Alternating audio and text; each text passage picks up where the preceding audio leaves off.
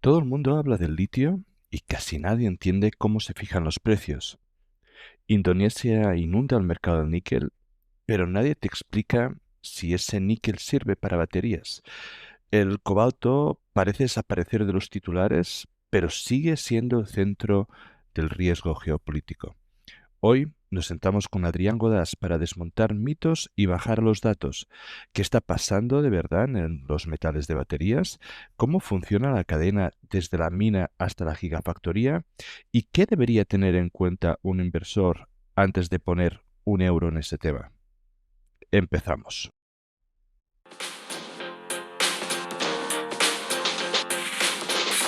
Bienvenidos amantes del subsuelo, esto es Charlando de Minas, el primer y único podcast en español dedicado a la inversión minera. ¿Quieres aprender a invertir en recursos naturales? Suscríbete a nuestro podcast. ¿Te gusta nuestro contenido? Dale like, déjanos un comentario. El programa de esta semana está a punto de empezar.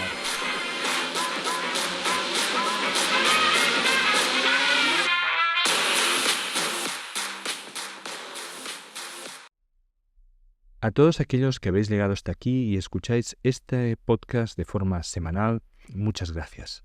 Pero os voy a pedir un único favor. Haced como el 30% de los siguientes que está suscrito desde la plataforma que lo escuchéis y suscribiros a la red social que más uséis.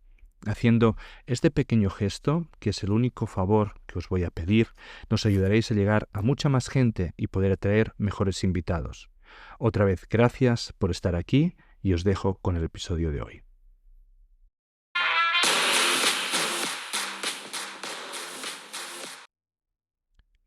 Bienvenidos a Charlando de Minas, el único podcast en español dedicado a la inversión minera y de materias primas. Y hoy vuelve al programa con nosotros, ni más ni menos que el grande Adrián Godás. Hola Adrián, bienvenido a un nuevo programa, ¿cómo estás? Hola, Amadeu. Aquí estamos. Siempre un honor venir aquí contigo a charlar. ¡De minas! De minas, de minas.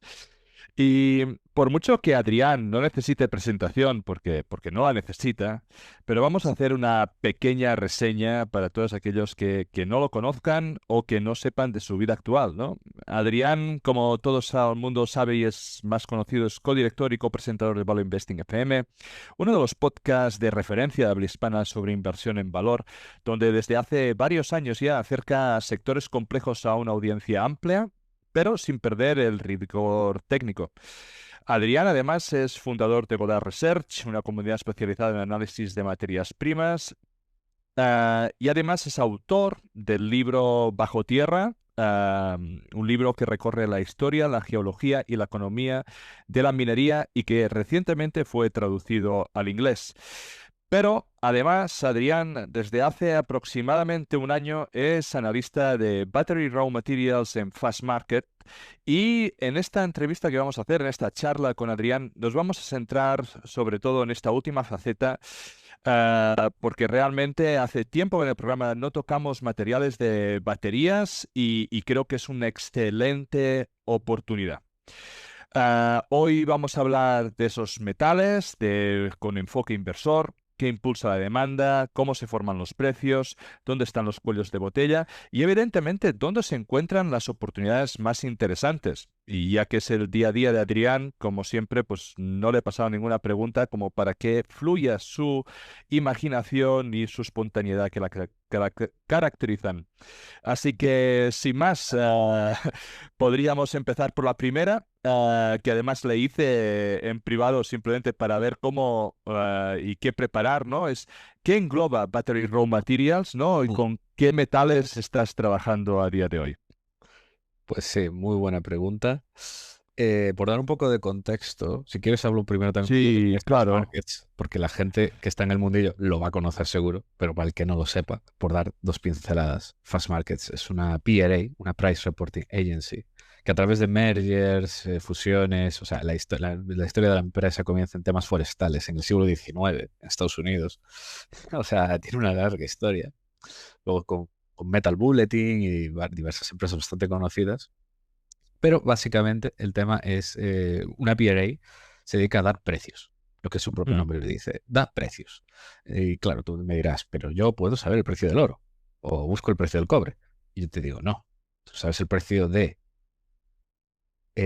una tonelada de cobre con cierto peso, con cierta pureza, entregado en un warehouse del LMI. Pero si lo quiero entregar en Shanghái, es otro precio. Y si no Claro. es la misma pureza, es un blister, al 98% cobre, es otro precio. Ese tipo de cosas es lo que damos nosotros. Precios de tierras raras, precios de, el precio del germanio, y bueno, luego ya toda la unidad de aluminio, acero, que hay 1000 precios. En plan, la chatarra, scrap de acero con X pureza en el Golfo Pérsico.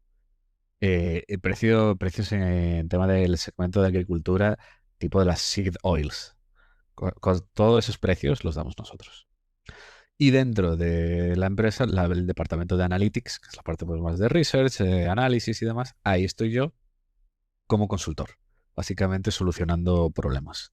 Y proyectos así bespoke, proyectos independientes, cuando un cliente quiere algo muy específico, muy hecho a su medida, y en concreto, de muchos metales, no solo de battery raw materials, que es obviamente el focus, pero también he hecho pues, proyectos de antimonio, proyectos de zinc y de otros commodities. ¿Qué engloba, dicho esto, qué engloba battery raw materials? Pues al final los metales principales son el litio, cobalto, níquel, manganeso y luego también va incluido pues, lo que se puede llamar reciclaje en general de estos materiales. Estos Perfecto. son los más importantes. Súper Bueno, y grafitos. interesante. Y Sí, sí. grafito. Y grafito, como anoto. Súper interesante, ¿no? Digamos, este tipo de trabajo y que además te lleva, ¿no? A poder tener unos contactos y una información, podríamos decir, casi privilegiada de insider. Pero además es muy interesante y vamos a intentar tocarlo en la conversación de hoy.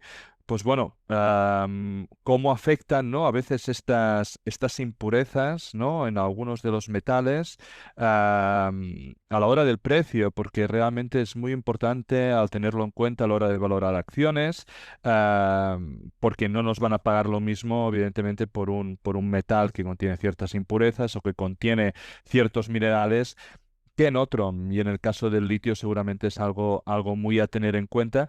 Y ya que te tenemos aquí, pues vamos a aprovechar.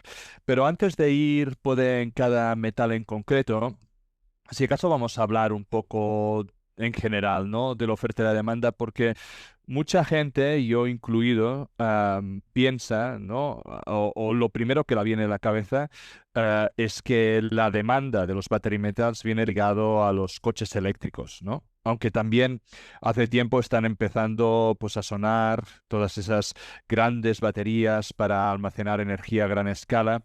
Entonces, la primera pregunta es, ¿realmente está tan ligada la demanda de estos metales a los coches eléctricos o hay muchos otros factores que puede que no se tengan en cuenta?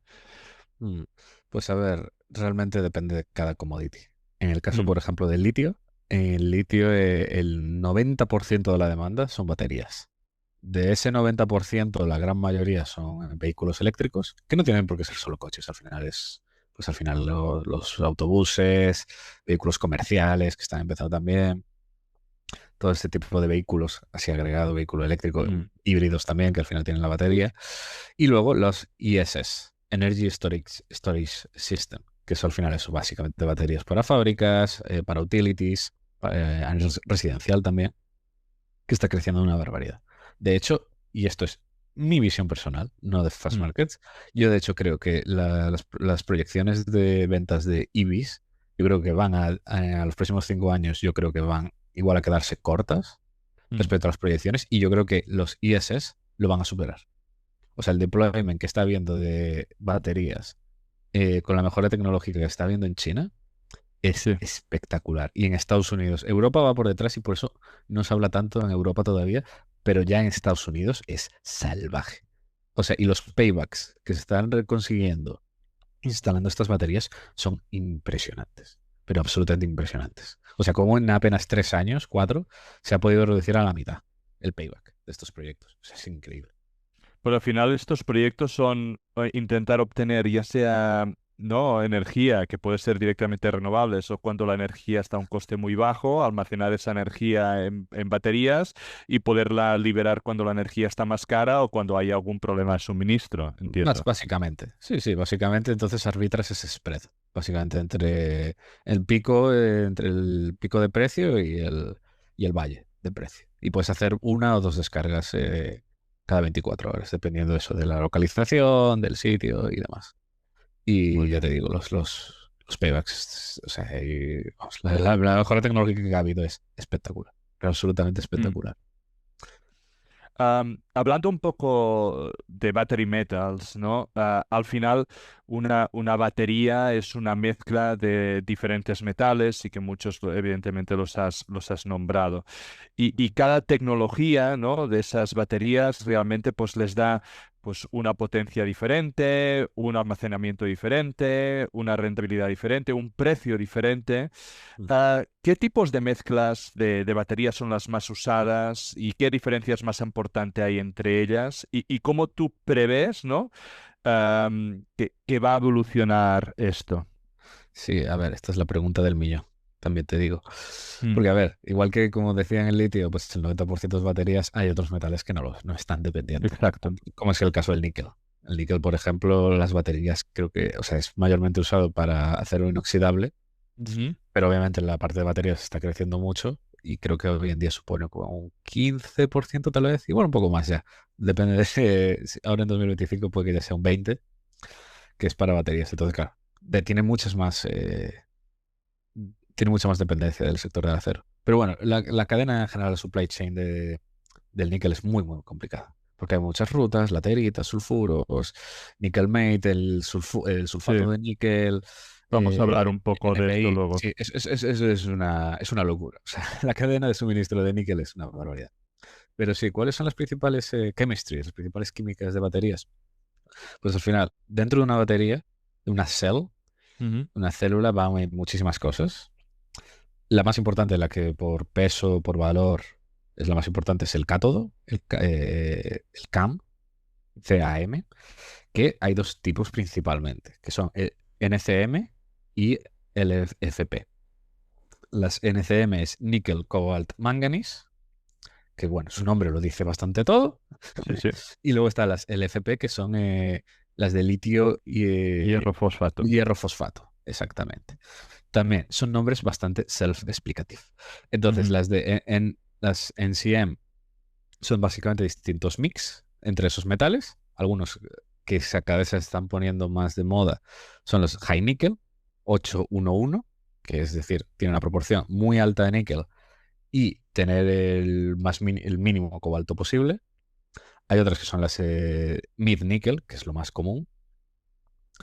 Hay nuevos modelos, como por ejemplo el que anunció hace poco Ford, que quiere hacer un LMR, que es básicamente lithium manganese rich, que es Ah, básicamente un NCM con más manganeso. mm, Luego en las LFP, que al final es litio con hierro fosfato, es el mismo litio, pero en su lugar no lleva ni níquel ni cobalto y lleva hierro fosfato, que es otro producto químico, que es eso, sí. hierro con ácido fosfórico. Que de hecho hay muchos productores de fósforo, de roca fosfórica, que se utiliza como fertilizante, que quieren meterse aquí, porque obviamente te puedes imaginar pues, que el valor por tonelada es mucho más alto, hay más margen y Claro. demás. Entonces, claro, los productores tradicionales de fertilizantes pues están mirando de meterse aquí. Las diferencias al final entre usar una NCM o LFP son típico trade-off entre tienen unas cosas buenas y sus cosas malas. Las NCM tienen una densidad energética mucho mayor, pero también son más caras. Claro. También el riesgo de seguridad de explosión cada vez está más controlado este tema, pero es más alto que en una LFP. Las LFP son más baratas, menos densidad energética y también son más seguras. Yo lo que Sí, tenía entendido, ¿no? Es que para vehículos, digamos, que se quieran comportar, digamos, como urbanos, sea poco kilometraje, baratos y todo, se tendría que ir o se va a ir hacia una LFP. Aquellos que sean, ya sea por transporte de mercaderías o que sean de largas distancias y no sé qué, se va a ir siempre hacia una tecnología NCM. Como regla general, sí. Y de hecho, por eso, en general en China, ya casi para el consumo doméstico es LFP, mientras que en Occidente seguimos prefiriendo bastante las NCM por tema de rango, porque al final las NCM en general suelen dar bastante mejor rango de distancia en kilómetros por carga. Mm. Y claro, en Occidente, como no tenemos tantos cargadores como en China, que tiene una infraestructura pues, más moderna, llena de cargadores, un grid eléctrico más... Claro, porque lo acaban de construir o lo están ampliando. Entonces allí no tienen ese range anxiety, que le llaman, esa ansiedad de "Ay, ¿dónde lo voy a poder cargar?". Entonces por eso siempre preferimos tener mucho más rango en Occidente y seguimos prefiriendo las NCE. Pero vamos, esto son como reglas bastante generales. Claro. Por ejemplo, las Gen 5 del FP en China pues están consiguiendo muchísimo más rango. Eso, hay muchos productores, empresas occidentales, tanto americanas, europeas, como también coreanas o japonesas, que también están entrando también en el FP. O sea, el tema de las químicas se sigue discutiendo. Es eso, el caso de Ford también ahora que dice, no, la clave es añadirle más manganeso. Y a la vez, claro, es una NCM con más manganeso, pero a la vez también tienes las LMFP, que son LFP con más manganeso. O sea, que se le incluye manganeso. Que antes no tenía, se le incluye manganeso, es algo que también varias están trabajando. Entonces, claro, el mundo de las químicas de baterías es una constante que cambia cada 6 meses. Lo que sí ya no cambia tanto es en otras partes de la batería, que es el ánodo, que es la contraparte del cátodo, Sí, sí. que eso es siempre grafito. Hay grafito natural, grafito sintético.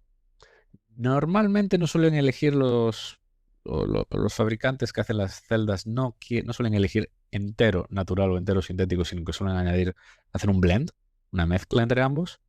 Luego Muy también bien. en ciertos high-end, como por ejemplo los superdeportivos, donde se requiere como un rendimiento mayor, lo que se hace es como chutarles un poco de silicio, de sílico.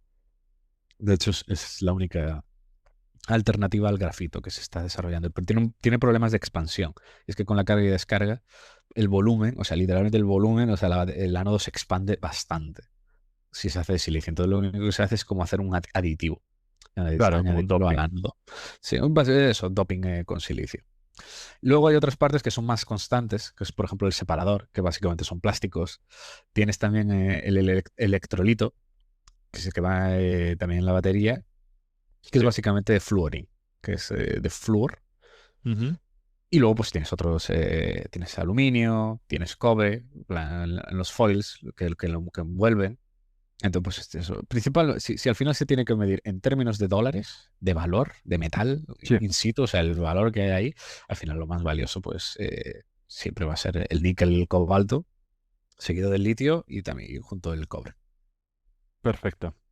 Creo que hemos repasado un poquito, ¿no? Todo lo de las baterías, sobre todo para aquellos que no sean familiarizados en este tipo de metales o en este tipo de tecnología. Am, China básicamente controla toda la cadena de valor, digamos, en la electrificación, en todo lo que son elementos de tierras raras, evidentemente, pero también en todo lo que es el coche eléctrico, porque así, de alguna forma, ha sido la apuesta de país.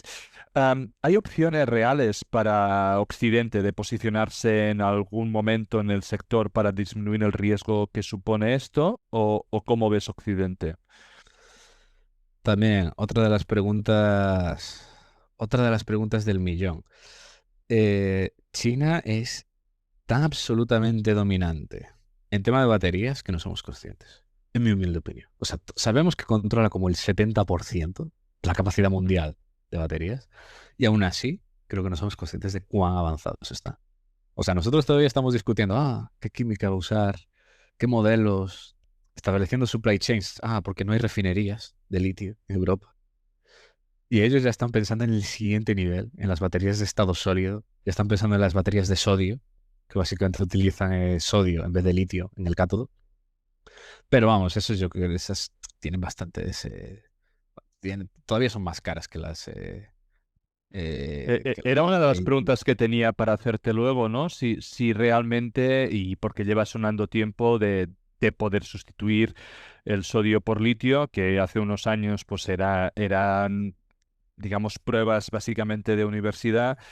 pero si eso era una tecnología donde vosotros consideráis de que puede influir de una forma real en los próximos Mm. años en el forecast del litio, ¿no? Sí, sí, a ver, el tema del sodio hay que pensar, o sea, es que hay que manejar el tema de del decalaje. O sea, Mm, el sodio nace como idea durante el pico de 2022, cuando el litio se va a más de 70.000 la tonelada. Los ujú, fabricantes flipan en colores y dicen, joder, necesitamos una alternativa. Entonces ahí se empieza a desarrollar el sodio y por el mm, decalaje entra ahora en el mercado. Y ya hay alguna batería en el mercado chino de sodio. Claro, en un entorno normal de precio de litio, el sodio no es competitivo. Y el coste por kilovatio, por kilo, de claro. dólares por kilovatio sigue siendo más caro. Y es una tecnología que no está madura. Y salvo para vehículos donde lo que pensamos en Fast Market es que salvo en mercados donde sea como muy price sensitive, tipo, por ejemplo, parece una tontería, pero imagínate tuk-tuks, de estos que tienen en el sur de Asia. Sí. Pues ahí, pues sí, que puede tener sentido una batería de sodio. Puede tener sentido también, por ejemplo, en ISS, donde te da igual el espacio y la densidad, porque al final es una nave gigante donde metes la batería, Mm, te da igual. Claro, por eso, por ejemplo, en ISS no hay NCMs, prácticamente. Son todo LFPs. claro, ¿Por qué? Porque te da claro. igual. Te da igual la densidad. O sea, son naves gigantescas, tú metes y son containers, entonces te da igual. Es puro coste. O sea, ahí vas a puro coste. Entonces todo el mundo usa el LFP. Ahí también sí que pensamos que también va a haber bastante de sodio en el futuro. Aún así, pensar que dentro de 10 años va a ser todo sodio, eso es imposible. Porque, y esto además me lo explicó un ingeniero, no lo sabía, me pareció súper interesante.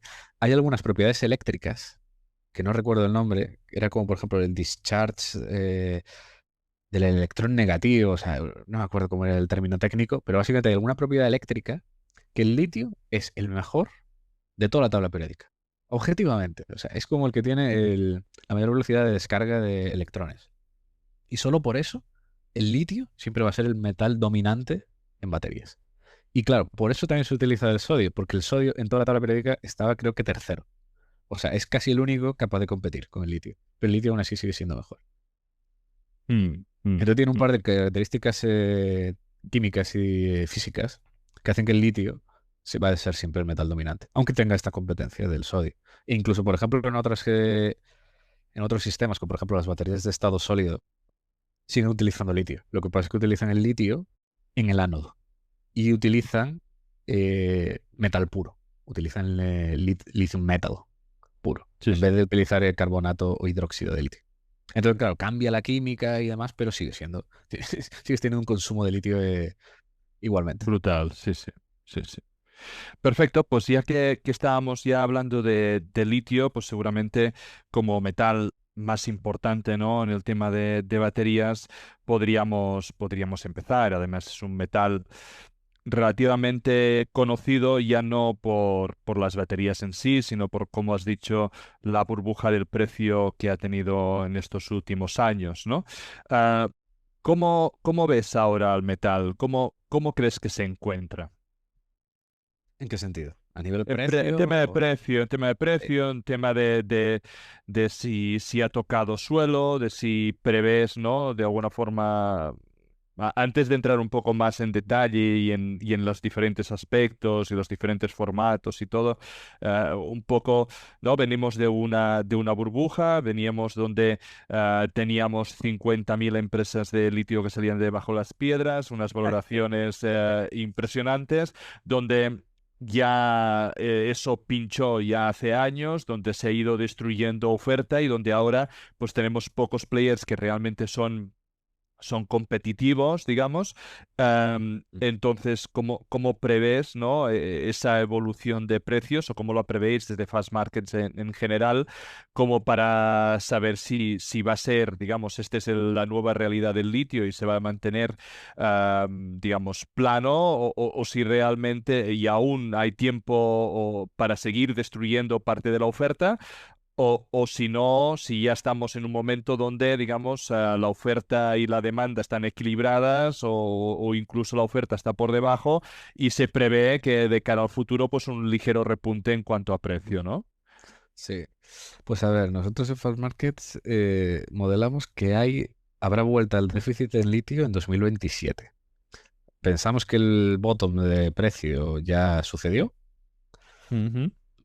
y que, claro, a partir de ahora, claro, cuán rápido va a subir, ahí está un poco la duda. O sea, que el precio tiene que subir algo es indudable. O sea, que el precio va a subir, todo el mundo lo tiene clarísimo, pero clarísimo. O sea, porque son precios absolutamente insostenibles en la industria. Claro, la discusión no es esa, la discusión es cuán rápido va a subir y hasta dónde va a llegar. Esa es la verdadera cuestión. Que ha llegado a bottom, eso todo el mundo lo tiene muy claro, porque a precios como está ahora de 10.000 la tonelada, o sea, eso es incluso más bajo, y esto siempre lo digo, se lo digo a la gente, es incluso más bajo que el precio que usaban las mineras chinas para sus presupuestos y para sus análisis. O sea, si hasta está por debajo de lo que las mineras chinas esperaban, Mm. ya te digo yo que el precio va a subir. ¿Cuál sería un precio sano de incentivo para creación de nuevos proyectos? Ahí, esa es la otra, esa es la otra pregunta del millón. Hay gente que es extremadamente bullish, muchos americanos que son muy bullish y te van a decir que por encima de 20 o incluso $25 por Para, kilo. para iniciar proyectos, ¿eh? Sí, sí, sí, sí, Sí, el incentive pricing entre 20 y sí, sí. 25. Nosotros pensamos que es algo más, Conservador.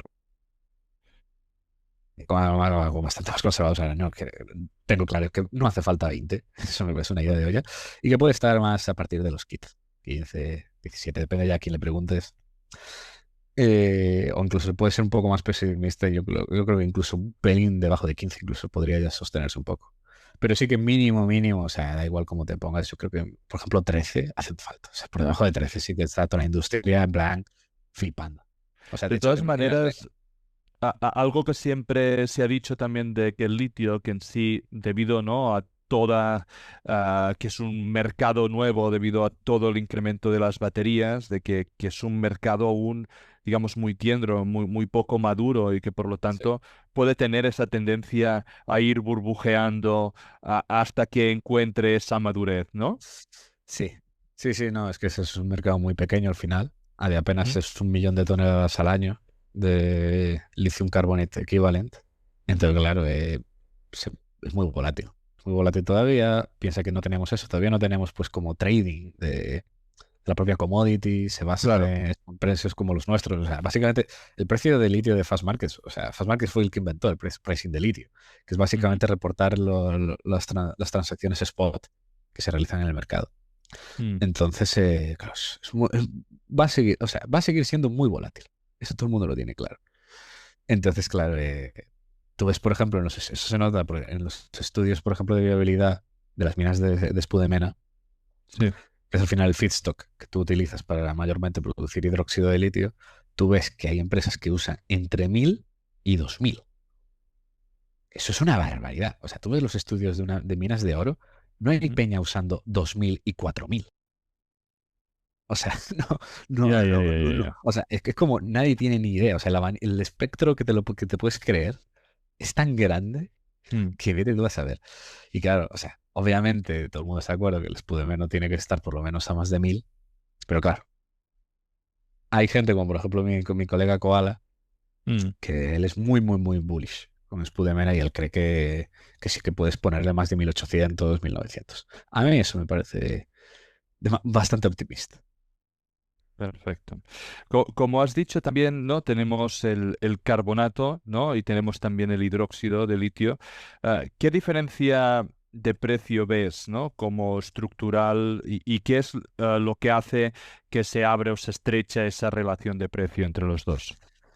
Entre el carbonato y el hidróxido, pues al final depende mucho de la demanda final de cada uno y la abundancia de cada commodity. Realmente, o sea, se habla mucho de este tema, pero a mí no me parece que sea tan influyente como la gente piensa, porque simplemente si, como ha sucedido ahora, que por ejemplo había, o sea, en la oversupply general de litio, sobraba más hidróxido que carbonato. Entonces, simplemente, por ejemplo, los chinos enviaron algo de hidróxido a Corea y lo convirtieron en carbonato. Entonces, simplemente habrá un spread que a veces se ensancha o a veces se cierra. Históricamente, el hidróxido siempre ha tradeado con un pelín de premium Ujú. respecto al carbonato, pero oye, es eso. Si de repente resulta que la demanda de NCM, que es la que principalmente consume hidróxido, y las LFP carbonato, aunque realmente no es así, realmente el carbonato puede entrar, por ejemplo, en las mid-nickel, puede entrar. O, por ejemplo, si en lo que comentaba el ánodo de metal, ahí utilizas hidróxido. Entonces, hay muchas interacciones, muchos cambios. Al final ambas van a estar muy parecidas siempre. O sea, no hay que, en mi humilde opinión, o sea, no hay que comerse demasiado la cabeza con eso. O sea, siempre va a tender al final siempre a converger. Si hay Muy déficit bien. o oversupply de uno, al final los refinadores lo van a convertir en el otro. Y ya está. Claro. Entonces, siempre van a ir muy de la mano. O sea, no va a haber un spread enorme entre ambos. Muy bien. Sí que seguramente continúe con esa tendencia de que el hidróxido tenga un pelín de premium, pero vamos, Ujú. siempre van a ir de la mano. Yo no me volvería loco con eso. Mi opinión. Perfecto. Vamos ahora a una serie de preguntas sobre ¿no? la indexación de precios en cuanto al litio. Puede que sea, ¿cómo se fijan, digamos, los precios del concentrado de litio? ¿Se suelen indexar, digamos, al hidróxido o al carbonato o hay alguna otra regla? Esa es muy buena pregunta. Y como un buen mercado inmaduro, Mm, depende mucho. O sea, algo que hemos observado es que, y sucede en casi todos los mercados, mm, esto es súper interesante, es que casi todos los mercados, cuando son pequeños y están naciendo, como no hay un mercado spot, no hay transacciones entre empresas simplemente porque les sobre, al final son contratos muy bilaterales y suelen ser mercados que tienden a precios fijos. Una vez que mm, crecen esos mercados, se suele pasar más a cierto tipo de benchmarks y seguir esos precios spot. ujú. Se usan fórmulas también de indexado como en porcentaje. Se usan payables, en plan, en relación a un bien, al bien final. Que eso, por ejemplo, así es como se valora el cobalto. Tú al final tienes el metal puro de cobalto al 99% y para vender hidróxido de cobalto, que es al final el feedstock, pues Mm, normalmente simplemente pagas un payable, que histórica pues normalmente era pues un 50, un 60% del precio del cobalto, del metal de cobalto. Claro, ahora por la situación actual, con el gobierno del Congo, que si Claro. quieres, vamos a hablar, porque esto fue toda una historia, pues claro, ahora Mm, el payable está, no sé si en más del 90 o incluso 100. O sea, porque no hay. O sea, hay un déficit extremo. Entonces, claro, son mercados muy nacientes donde no hay eso como un oro, un cobre, donde estás ahí tradeando futuros. Eso no existe. O mm. está empezando a ver. O sea, de hecho, por ejemplo, el LMI y el CME en la bolsa de Chicago tiene ya futuros de carbonato y de hidróxido y para hacer el settlement usa nuestro precio. Interesante. Porque claro, al final lo que hace Fast Markets es, con todo el equipo de reporteros que tenemos, traquear todas esas transacciones que está habiendo en el mercado, en spot entre empresas, para crear una Claro. especie de índice. Índice. Está claro. Y entonces, tú, por ejemplo, si eres una minera que está vendiendo eso que estás vendiendo es Spudemena, pues lo que vas Sí. a hacer es indexarlo a nuestro benchmark. ¿Y cuánto te voy a pagar por cada cargamento? Pues el precio que diga Fast Markets, que esté reportado, que eso que representa las transacciones spot que está viendo en el mercado. Sí, entiendo que en ese sentido, por ejemplo, ¿no? Si estamos hablando de un concentrado de litio, debe haber un concentrado de litio estándar, ¿no? Una concentración estándar. Pero, ¿cómo se ajusta? Y ahora te pediría de alguna forma, si me dices un poco cuáles son los rangos establecidos, ¿no? De en cuanto al concentrado. Y también qué pasa, ¿no? Si baja, digamos, de ese o sube de ese estándar cómo se ajustan los contratos, ¿no? Si hay algún tipo de umbral a partir de que hay una penalización fuerte o un premio mucho más grande, ¿no? ¿Cómo funciona un poco?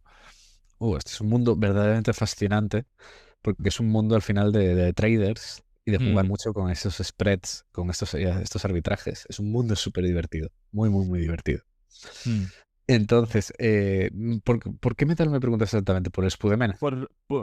Claro, o sea, y también era la otra, ¿no? O sea, cómo cambian o qué penalidades hay dependiendo si es pedalita o espudamena, ¿no? O si son blends. Es un poco, ya sé que es muy genérico y son muchas preguntas, pero es un poco como las diferencias que hay, ¿no? Entre un concentrado de una o de otra o mezclas de ambas, un poco el porcentaje estándar que hay y qué pasa, digamos, si baja mucho o sube mucho de eso, ¿no?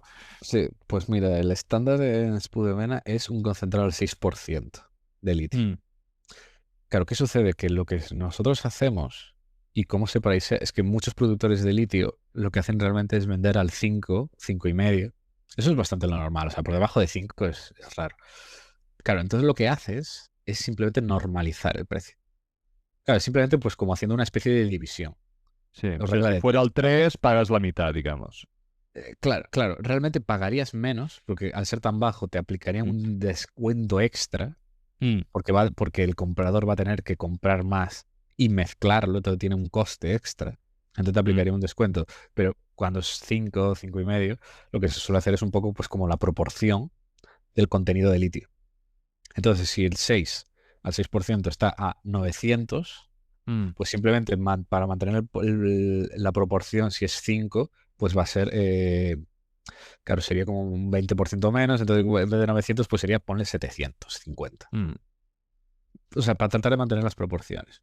Luego otros temas están ya, según cada comprador, según cada vendedor, las características, las capabilities, o sea, sobre todo la capacidad que va a tener él de hacer blending. Por ejemplo, hay, por ejemplo, premiums que se pagan por simplemente tener un grano más grueso en el producto, en vez de tener finos. Ostras. Hay premiums y descuentos, por ejemplo, por más humedad en el producto. Varias penalties muy específicas de la Spudemena, como por ejemplo el contenido de hierro o de mica, que esos son penalties. ¿Y qué límites, por ejemplo, hay en el caso del hierro en la espudamena? En el caso, tendría que mirar la ficha de Ujú. especificaciones, pero si no recuerdo mal, creo que el límite en hierro, creo que es 0, tal vez 0,5%, no estoy seguro. Mm. Porque sé que hay varios productores que tienen bastante hierro, como por ejemplo Pilbara en Australia. Los australianos en general suelen tener hasta 1% de hierro y tienen que quitarlo o pagar una penalty por ello. O si no, luego se puede ocupar la refinería. Pero porque un problema que tiene el mercado de baterías en general, como regla general, es que el battery maker, o sea, el que ya va a hacer el cátodo, Sí. es mega, mega exigente con las purezas. O sea, a nivel Spudemena, a nivel productos y demás, se puede ser más o menos sucio, más dirty el producto. Pero el producto, el final, o sea, lo que va a meter a la batería, necesita un nivel de pureza extremo. O sea, pero extremado. Extremo. O O sea, sea, por un ejemplo, poco como en el caso del cobre, que se tiene que hacer la electrólisis para tener es- 99.9999, pues lo mismo, pero exacto. con metales de... Exactamente. De hecho, por ejemplo, como la mayor parte, de hecho, esto es muy curioso, mucha gente no lo sabe. La mayor parte de productores que venden carbonato, por ejemplo, de Mm. las salinas, ¿no? Las salinas argentinas y chilenas, Sí. venden carbonato de litio directamente. Pero no son capaces de vender litio para baterías. Esto mucha gente no lo sabe, y es que, claro, ellos Mm. venden lo que se llama technical grade o industrial grade, que también tenemos ese benchmark, que es básicamente cuando tienes un 99% de, pues eso de carbonato de litio. Pero eso no lo puedes poner en la batería, se considera demasiado Claro. sucio. Entonces, un refinador final necesita incrementarlo hasta el 99,9. Y ahí sí que tenemos unas listas de especificaciones en plan, para ser considerado battery grade, eso sí que ya es bestial. O sea, hay varias penalties que estamos hablando ya de partes por millón. En plan, de Mm. que no puede tener más de, me lo invento, no me acuerdo cuál era exactamente, pero igual 20 partes por millón de magnesio. Sí, sí, O sí. cosas así. O sea, eso ya es un nivel de pureza muy, muy, muy grande y muy, muy exquisito. Mm, mm, mm. Es un No, mundo no, maravilloso este, ¿eh? no, no, es muy interesante y creo que son cosas donde, pues, digamos, la gente normal, incluso a la hora de hacer valoraciones, ¿no? De empresas o mirarse las empresas, son cosas que no se tienen en cuenta, ¿no? Tú mismo has dicho que hay muchas empresas, pues,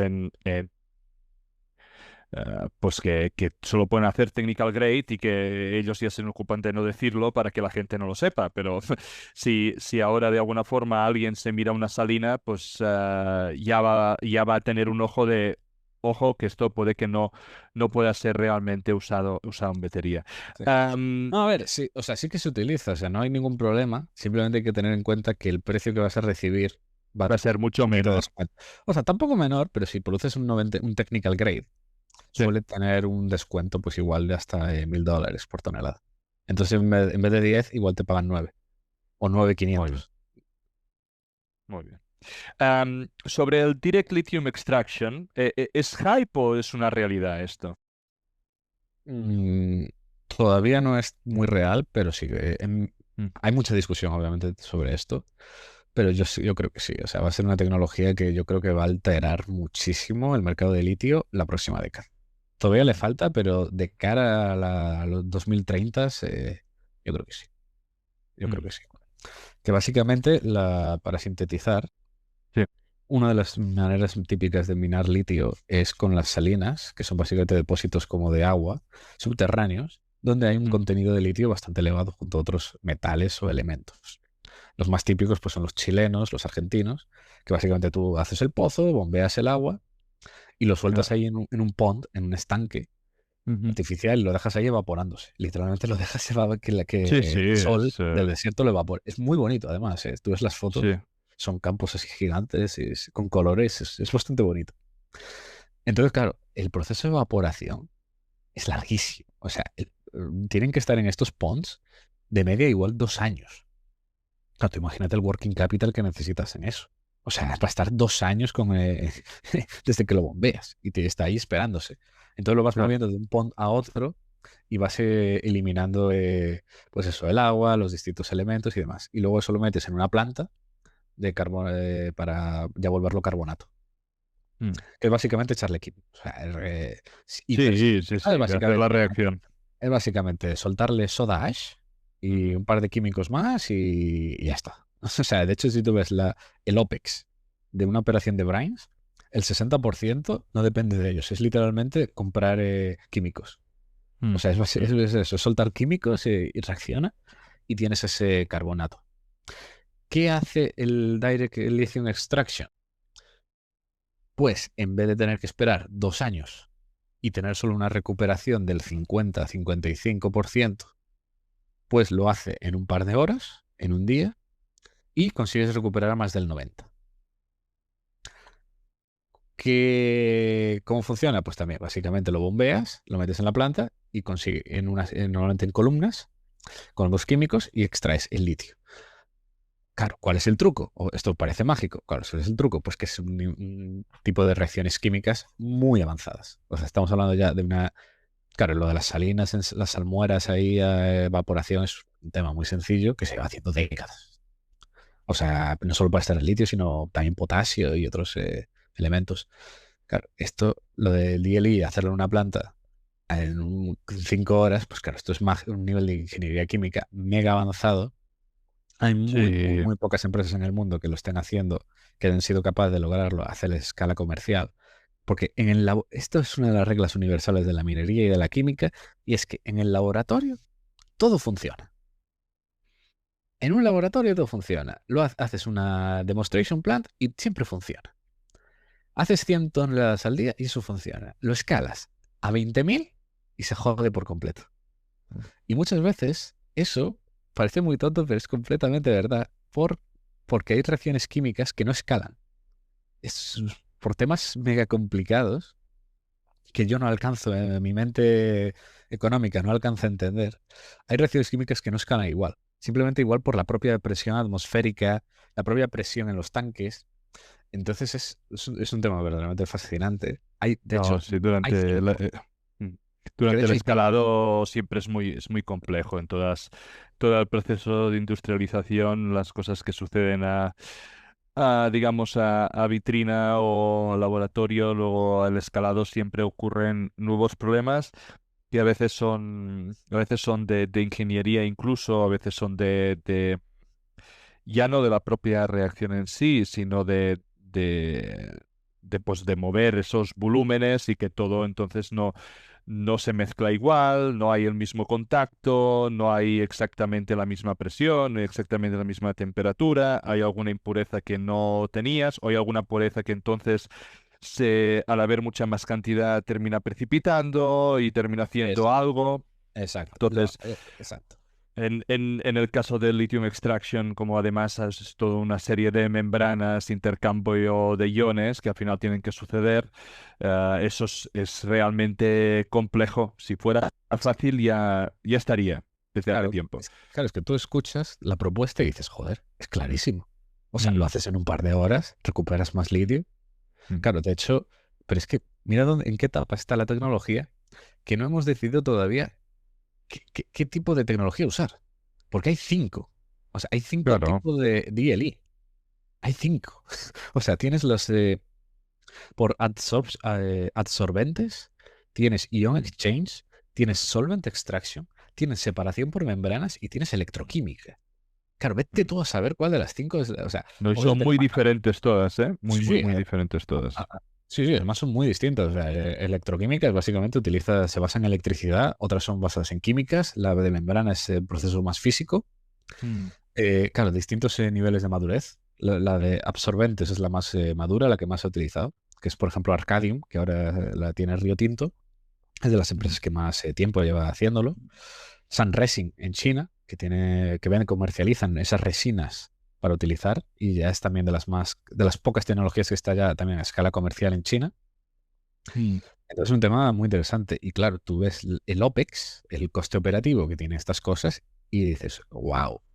Porque, claro, no solo es que acelere todo el proceso, aumenta la recuperación, es que permite que salinas por todo el mundo que antes no eran rentables porque no tienen el grado, o sea, las únicas salinas que tienen grado para aplicar el método de evaporación tradicional son esas, las de Chile, Argentina, algunas en China, y empieza a parar de contar. Claro, Claro. esas salinas tienen igual 400, más de 500 miligramos por litro. El Salar de Atacama, que es la mejor del planeta, tiene 2000. Claro. Pero ¿qué pasa si ahora de repente aumentas la recuperación, bajas el coste y demás? Hostia, es que igual la salina que tenía 100 pasa a ser rentable. Mm, ¿Qué mm, es lo que mm, pasa, por mm. ejemplo, lo que están Está haciendo en claro. Estados Unidos? Claro, en Estados Unidos, Smackover, toda la zona sur y salinas asociadas al petróleo, claro, toda esa agua que se bombea cuando sacas un pozo de petróleo, igual tiene 50 miligramos litro de litio. Claro, que eso era una mierda y que todo el mundo lo ignoraba. Pero ¿y si ahora resulta que se puede extraer? Es algo que, por ejemplo, está mirando Aramco en Arabia. Tú imagínate, produciendo 10 millones de barriles diarios de crudo, también la cantidad de millones de litros de agua que bombea, No, si y se lo le que da, se puede sacar, claro, está claro, la claro, cantidad de como litros. byproduct. Exactamente. Entonces, claro, es una tecnología que todas las majors petroleras están metiéndose. Equinor Mm, se ha metido, Exxon se ha metido, Chevron está metido, Aramco lo está mirando. Entonces, es una tecnología, claro, y tú ves el OPEX que proyectan.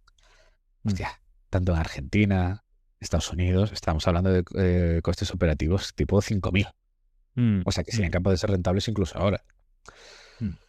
Entonces, claro, puede ser un game changer muy grande. Muy, muy Muy, grande. sí, sí, Entonces, completamente de acuerdo. claro, ¿cuál es el problema? Eso que todavía no se ha escalado a escala comercial. Hay que ver cómo escala. Hay que ver el CAPEX, porque el problema que tienen es que la intensidad de CAPEX es bestial. O sea, son muy intensivas en CAPEX para la cantidad que produces. Claro, porque tienes que replicar como toda la planta de la salina convencional, pero produciendo mucho menos, porque también tu grado es mucho menor. Entonces, claro, he visto unos CAPEX, claro, de 1 billón para producir 20.000 toneladas de carbonato. Te sale una intensidad de capital que es el doble o el triple que una de evaporación normal. Entonces, el CAPEX es muy grande, no estás, no está ni seguro de que vaya a funcionar. Entonces, está por ver. Yo creo que sí se va a solucionar, yo creo que sí que va a llegar. y puede poner una presión a la baja en precios de litio muy fuerte. Pero es algo que todavía le queda. O sea, es algo, no es inminente, es algo que todavía le falta, pero sí que veo bastante probable que pueda haber ese riesgo la próxima década y que se convierta en un nuevo níquel. Igual que lo que pasó con las HPAL en níquel, que son unas plantas al final que durante años no funcionaban, un CAPEX enorme, un OPEX altísimo y que daban problemas. Los chinos con los indonesios consiguieron hacerlas funcionar y ¡hala! De repente somos capaces de Claro. producir níquel para baterías desde laterites. Y ¡hala! Sí, Ya, a tomar es que por culo mira, el mercado. muy bien, mira, es que es justo lo siguiente que tenía aquí puesto, porque ya iba a pasar directamente a hablar de níquel, ¿no? Y te decía, digo, o sea, y esto lo tengo escrito aquí tío, es que no lo sabías, pero el níquel, o sea, es interesante ya que la ruta no industrial ha cambiado en los últimos años. Antes era níquel para acero, por un lado, luego, o níquel fino para baterías. Pero ahora, ¿no? China e Indonesia construyen puentes químicos que permiten, ¿no? Pasar de ese níquel barato a un producto apto para baterías. Am, y que ahora el níquel barato empieza a poner presión, ¿no? al níquel de clase uno, ¿no? Y que esas barreras entre los dos mercados que había se vuelvan cada vez más difusas. Y te iba a preguntar que cómo ha afectado esto al mercado del níquel, así que podemos ir directamente a este tema. Sí. O sea, básicamente, para dar un poco de contexto, porque es que las cadenas de níquel son muy complicadas, muy complicadas. Ya lo suelen ser en baterías, en otros metales, el níquel es más locura. Vamos a decir que tradicionalmente, desde hace años, la ruta tradicional era depósitos de sulfuros, se usa para material, para aceros buenos o para baterías. Y las lateritas, que son básicamente en la zona de Indonesia, Filipinas, alguna otra laterita que hay por ahí en Brasil, pues es utilizarlo para hacer ferroníquel o NPI, Nickel Pig Iron. El ferroníquel tiene como una concentración de níquel de en torno a igual 40-50%. El Nickel Pig Iron fue un nuevo producto de invento de los chinos para abaratar el acero inoxidable, que es básicamente un producto de así con hierro y níquel que tiene solamente como es bajísimo, no sé, solo un 10-15% de níquel. Entonces, claro, los indonesios, con la ayuda con partners chinos, se pusieron a sacar todo el níquel pig iron del mundo, todo el ferroníquel del mundo, en esa zona del sudeste asiático, básicamente Indonesia. El mercado se inundó de todo este producto, los precios cayeron bastante, pero para conseguir el producto bueno, que es básicamente sobre todo el nickel mate, el mate de níquel, que eso luego lo refinas en sulfato de níquel, y eso es lo que va a la batería, pues no se lograba. Claro, el níquel pig iron no servía, porque necesitabas una pureza de níquel mucho más alta. Entonces, ¿qué sucedió? Pues que había un tipo de planta que se llama HPAL, que es High Pressure Acid Leaching, que son bicharracos de 2 billion de CAPEX, donde metías estas lateritas y a base de meterle, pues eso, mucha presión, mucha temperatura, muchísimo ácido. O sea, es un proceso muy caro, como te puedes imaginar. O sea, meter un montón de ácidos a más de 3 veces la presión atmosférica a 400 grados de temperatura, pues claro, no es barato. Y ha habido grandes desastres, como por ejemplo el caso de Goro, que era un proyecto de este estilo de Vale, el gigante brasileño, que lo hizo en Nueva Caledonia. Se fundieron, pues, no sé, 2,5 billion o incluso más. El proyecto lo arrancaron, jamás llegó ni siquiera a nameplate capacity. Ni siquiera lo llegó. Y el proyecto al final lo tuvieron que parar y que no sé si ahora, no sé quién lo tiene. Sé que se lo vendieron a alguien mientras está cerrado. Entonces, claro, durante años se dijo, sí, esto puede funcionar, pero no funciona todavía. Hay alguno que sí que ya funcionaba, por ejemplo, Murri Murri, que es una mina de Glencore en Australia, pero eso había muy pocos casos. Hubo alguna también de Sumitomo en Filipinas y demás. Hasta que de repente los chinos, los metalurgistas chinos que hacen magia, o sea, lo han hecho en níquel y lo hacen en otros mercados, es absolutamente mágico. Los metalurgistas chinos, lo que son capaces de hacer, parecen como los metalurgistas alemanes del siglo XV, que va de lo que, los nuevos procesos que son capaces de inventar y consiguieron lograr hacer más baratas y que funcionen estas HPAL capaces de convertir nickel pig iron directamente en nickel mate. Claro, eso fue un completo deal breaker. Claro. De repente eras capaz de conseguir este producto baratísimo que sobraba a mercado bueno de baterías. Entonces, claro, el premium que había con el sulfato de baterías cayó muchísimo. Todos los productores en Australia básicamente han tenido que cerrar prácticamente. O sea, Nickel West, que era la mina de BHP en Australia, tuvo que cerrar. Creo que era, ¿cómo se llamaba? Creo que Cerro Matoso era el nombre, que era una mina de Anglo American en Brasil, también tuvo que cerrar. Y comentaba que es que los payables que recibía esa mina petaron. O sea, se fue como del 90 al 70 el payable que recibía esa mina. Básicamente por todo este cambio de paradigma. Porque por Claro. encima entraban, claro, no entraban en la parte alta de costes, es que entraban por abajo. Exacto. Entonces, cuando te entra un productor por abajo, que te llena el mercado de supply, claro, te cambia completamente el equilibrio, el precio de equilibrio en el mercado. Entonces, de repente, muchos productores de alto coste, como los australianos, fueron expulsados directamente del mercado. Y a pesar de haber cerrado, el precio no tiene por qué subir, porque hay un nuevo precio de equilibrio más abajo. ¿Ha llegado el botón de níquel ahora? Pues sí que tiene toda la pinta. Porque hasta los nuevos productores han inundado su propio mercado y están sufriendo.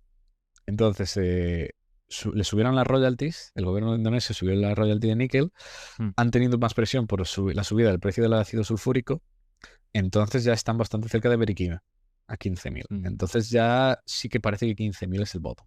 De hecho, yo he estado tentado de comprar igual algo de níquel, por eso, porque yo creo que el bottom sí que está, sí que llegó y que puede ser un mercado muy ignorado, feo, Sí. donde hay mucha negatividad, pero yo creo que puede ser un botón interesante.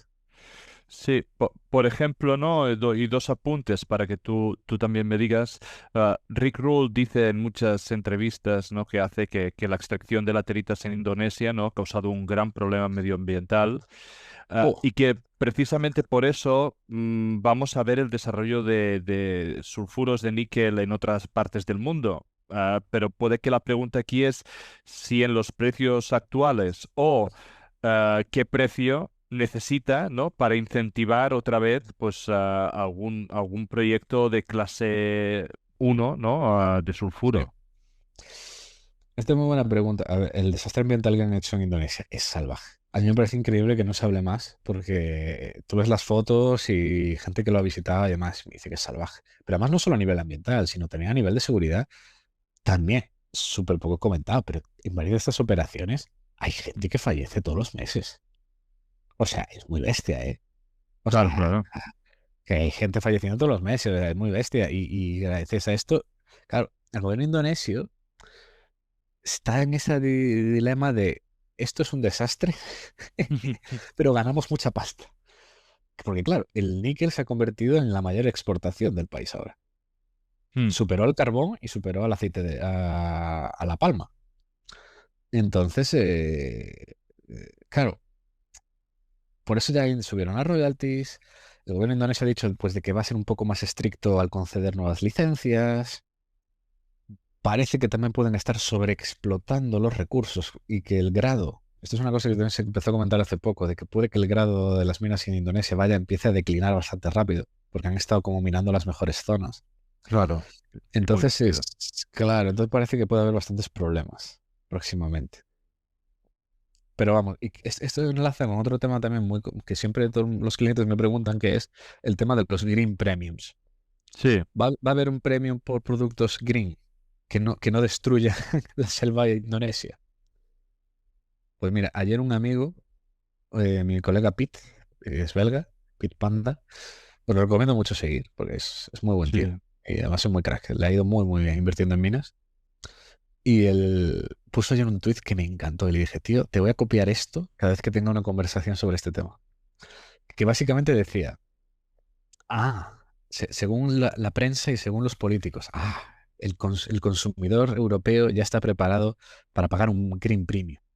Por eso, por níquel verde, cobre verde, el consumidor europeo. Voy a hacer una cola de 4 horas delante de la tienda de Shein en París. Y ves las fotos, en plan, la gente haciendo cola para el Shein físico que han abierto en París. Y dices tú, bueno, igual el mercado no está tan preparado. para el Green Premium.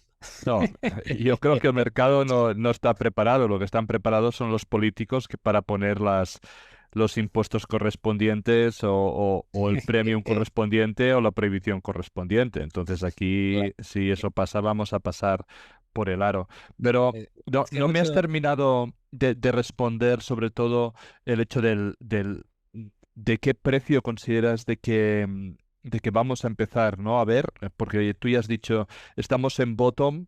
También has dicho, ¿no? Que en principio, por cómo se ve, no, el consumidor si puede va a evitar pagar un premium para algo green, por cómo somos y por evidentemente A ver, el tipo de economía que hay, pero ¿está el mercado preparado o se está preparando para poder asumir pues nuevos proyectos de sulfuros y qué consideras de que debería ser el precio, ¿no? del níquel para poder llegar allí? es que tengo bastantes dudas al respecto. Es que el problema es que Indonesia se ha vuelto tan dominante. Ahora mismo Mm. creo que son ya el 70% de la producción mundial, ¿eh? Eso es una barbaridad, ¿eh? O sea, No, es no me acuerdo, increíble. no me acuerdo quién me había dicho, pero que no estoy seguro, pero que, o sea, que Indonesia ya tiene más cuota de mercado en el níquel del que ha tenido jamás la OPEP en petróleo. Wow. O sea, es que es muy bestia. Entonces, claro, Mm. si los indonesios dicen, no, a seguir produciendo, pues el mercado va a seguir igual. Yo prefiero ver el problema, invertir el problema. En este tipo de commodities, es igual que en el litio. En vez de pensar hacia qué precio hace falta, yo prefiero invertirlo y decir, ¿mi proyecto va a ser rentable a este precio? ¿Puede sobrevivir? ¿Va a hacerlo bien? Mm. Si la respuesta es sí, o sea, si en este bottom a $10 el kilo de carbonato de litio, a 15.000 la tonelada de níquel, es capaz de sobrevivir y lo hace bien, en plan con una TIR pues, del 20%, Mm. es que el proyecto va a ir para adelante. Porque si sube algo el precio ya vas a tener una TIR muy buena. Entonces, eso es lo que hay que buscar. Muy bien, Proyectos que sean capaces de sobrevivir a muy este bien. momento. Muy bien, muy bien, muy bien. Buen punto y buen enfoque. Como ya llevamos casi una hora y aún quedan metales, lo que vamos a hacer es intentar ir un poco más rápido en los dos metales, sobre todo que quería hablar, y lo que quede, pues lo aplazaremos a otra conversación, porque si no, aquí nos pueden dar varias horas siguiendo hablando de esto que es súper interesante, pero no Bastantes uvas. podíamos, no podíamos dejar, ¿no? de poder hablar del cobalto, de hablar del Congo. En sí, el cobalto ya desde hace años, ¿no? Era algo que todo el mundo tenía sus concerns, que tenía su ambigüedad por el hecho de estar en el Congo, por el hecho de cómo se estaba extrayendo en el Congo. Am, pero es que además, pues con todo lo que está sucediendo en el país y toda la revolución, aún está todo mucho más complicado y parece claro, ¿no? que vamos hacia una evolución de las baterías a intentar reducir el máximo el cobalto, precisamente por no depender del Congo y por no depender del refino chino, ¿no? A mí, si me preguntas mi opinión, yo creo que lo que ha hecho el gobierno del Congo se ha pegado un tiro en el pie bastante fuerte. Mm. Porque al final el gobierno el Congo también, otro país como Indonesia, el Congo produce el 75% del cobalto mundial. Mm. Claro, el precio estaba muy deprimido, muy deprimido. El gobierno del Congo se enfada y dice, esto no puede ser. Para un metal que dominamos así tan fuerte, no, esto no puede ser. Y pone un ban a la exportación de cobalto. Así de claro, dice, prohibido exportar cobalto. 3 meses. Pasan los 3 meses y dice, no, hay suficiente stock. Otros 3 meses. Claro, la gente flipa en colores. Entonces, claro, ahora ha decidido poner un sistema de cuotas a la exportación, es decir, que cada exportador puede exportar X toneladas cada año. Pero claro, hay otro problema y es que desde que empiezas a exportarlo hasta que llega a China, por las rutas, son 3 meses. Entonces, has eliminado durante meses, has estrujado todo el mercado de tal manera que el precio del cobalto ha multiplicado, pues no sé por cuánto ahora exactamente, pero igual ha multiplicado por más de 4. Claro. Claro, tú el comprador, ¿cómo crees que va a reaccionar? Pues va a decir, pues voy a intentar usar el mínimo cobalto posible porque estos tíos son unreliable. Mm. Y además ahora, claro, han dado una cuota. Pero ¿cómo no sabes tú que ahora al día siguiente el gobierno del Congo dice, no, a exportar más, que el precio ha subido mucho? Y el precio tank, y el precio se hunde. Sí, sí. Es que si Entonces, tienen el grifo, claro, es un mercado que se ha vuelto, lo hablaba con un compañero que es el que cubre cobalto, de que claro, que es que ahora es un policy drive totalmente, donde es que da igual el forecast que hagas, es que va a estar equivocado a los 3 meses, porque depende básicamente de lo que diga el gobierno. Y yo creo que se ha pegado un tiro en el pie muy fuerte porque piensan que ahora van a ganar dinero, pero lo que va a pasar es que toda la demanda va a tratar de escaquearse. O sea, y lo que va a claro. suceder es que la gente va a intentar utilizar menos NCM con cobalto. Dentro de los NCM va a utilizar las que tengan high nickel y menos cobalto. eh, y ya está. O sea, así de simple. O sea, vas a tener una demanda que va a tratar de esquivar lo máximo posible tener que usar cobalto. Es verdad que hay cierta demanda que no se va a cambiar, porque hay un 30% muy industrial que Sí, utilizas, y que claro. Uy, claro, eso cuando lo necesitas sí o sí, pues vas a tener que usarlo, es evidente. claro, porque hay muchísimo que es para baterías, pero hay un 30% que se utiliza, por ejemplo, el metal puro de cobalto, por ejemplo, en Ujú, aeroespacial, para mm, aleaciones. ujú. Claro, el Aperam, el Acerinox de turno, que haga superaleaciones de este estilo para aeroespacial, le va a dar igual que el Sí, precio del cobalto suba. Y a Airbus le va a dar igual pagar más por el cobalto del avión. claro. Claro, claro, eso es un lado de la demanda, pero en el lado de las baterías, es que es eso. Además tienes otro problema, y es que a la vez tienes cada vez más oferta que apareció de repente de Indonesia, porque todos esos depósitos de níquel que están minando masivamente tienen cobalto, porque esos HFAL producen mayormente MHP, Mixed Hydroxide Precipitate, que tiene níquel, pero también tiene en torno a un 5% de cobalto. Entonces, Indonesia se ha vuelto el segundo mayor productor del mundo de cobalto. Entonces, claro, tienes la demanda asustada, a la vez Sí. que vas a tener un montón de demanda extra de Indonesia. Y el Congo te va a hacer lo que quiera. Dices, No, joder, y no es además, precisamente el mejor mercado para estar.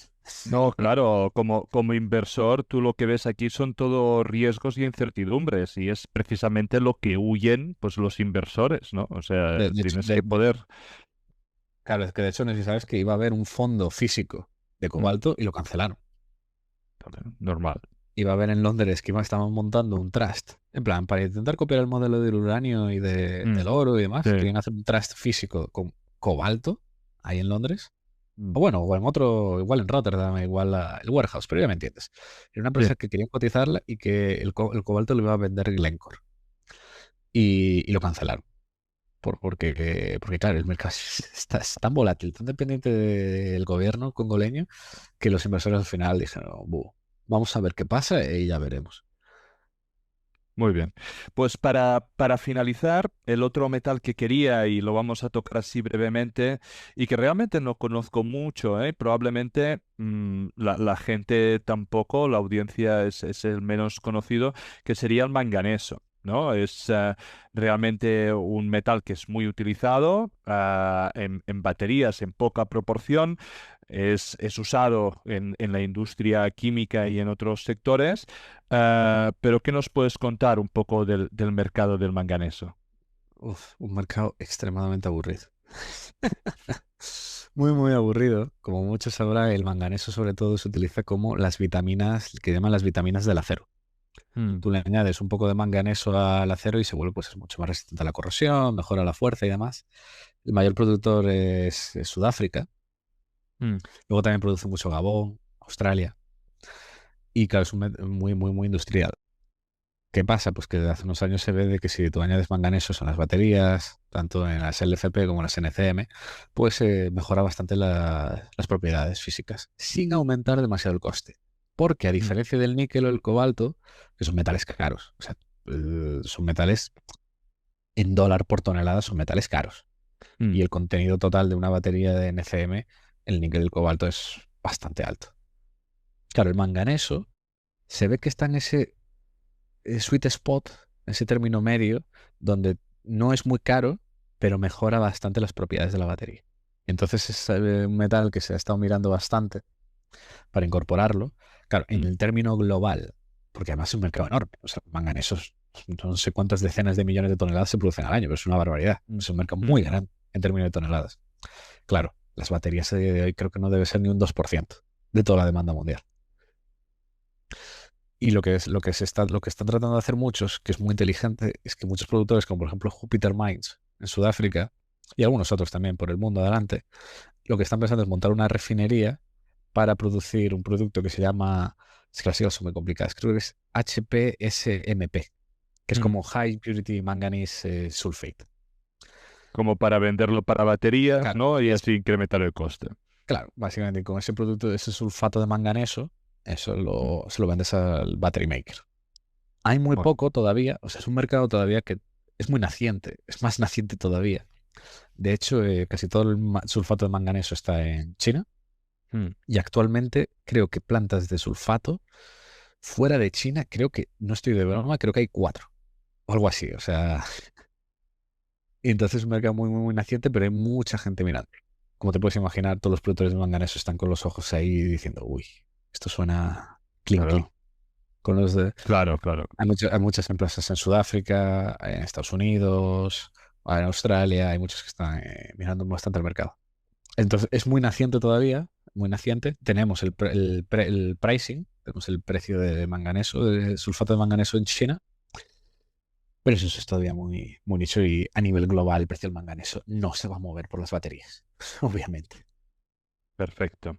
Pues muchísimas gracias, Adrián. Como siempre, un placer tenerte aquí, poder saber, digamos, tus insights y tu opinión sobre ciertos temas, y más ahora que has estado, pues, envuelto en el mundo de las baterías, poder tener un poco toda esa información para todos aquellos, ¿no?, que les parece un mercado de nicho, un mercado interesante. Hemos estado hablando del litio, hemos estado hablando del níquel, que son mercados en el cual se puede dar la vuelta en los próximos años y por lo tanto para estar atento, y luego otros mercados, algunos más complejos como puede ser el cobalto y digamos el manganeso es un mercado naciente en las baterías pero con poca influencia. Hemos estado tocando e intentando entender un poco más del tema y como siempre agradecerte, ¿no? Pues venir aquí, estar un poco con nosotros y charlar, y con ganas de ya volver a reprender otra vez otra conversación un poco más adelante.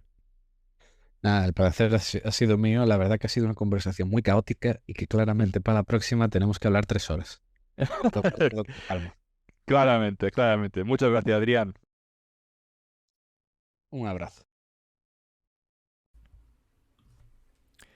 Descargo de responsabilidad. Los contenidos que aparecen en Charlando de Minas no son recomendación de inversión. Amadeu Bonet y sus invitados no son asesores de inversión. Los autores pueden tener algún interés en las compañías que se mencionan en esta publicación. Igualmente pueden tener sesgos y no ser imparciales.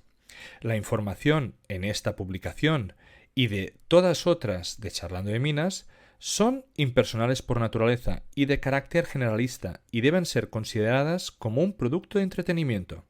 Recuerda que el riesgo mínimo de cualquier inversión mencionada en este vídeo es el 100% del capital.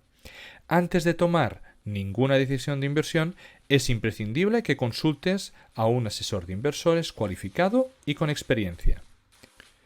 Estas emisiones son un relato personal de mi aprendizaje en el mundo de los recursos naturales. En este podcast intentaremos traer empresas, comentar tesis de inversión y hablar con gente relevante en el sector. Si te gusta, dale like y suscríbete. Soy Amadeu Bonet y esto es Charlando de Minas.